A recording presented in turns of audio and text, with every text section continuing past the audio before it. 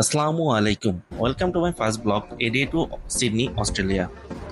একজন main engineer হওয়ার সব থেকে বড় সুবিধাটা হলো দেশ বিদেশ ভ্রমণের সুযোগ। দেশের কোনো স্বীকৃত বিশ্ববিদ্যালয় হতে গ্র্যাজুয়েশন কমপ্লিট করার পরে কোনো প্রতিষ্ঠানের চাকরিরত অবস্থায় কখনোই এত অল্প বয়সে এত দেশ ভ্রমণ করা আমার পক্ষে হয়তো সম্ভব ছিল না।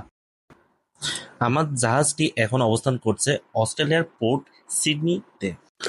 তো অনেক কষ্ট করে সময় বের করে বের হয়ে গেলাম বিশ্বের অন্যতম একটি tourist spot Sydney Opera house area এবং তার আশেপাশের দুটি দর্শনীয় স্থান, একটি হলো ওয়াইল্ড লাইফ এবং অপরটি হলো অ্যাকুরিয়াম।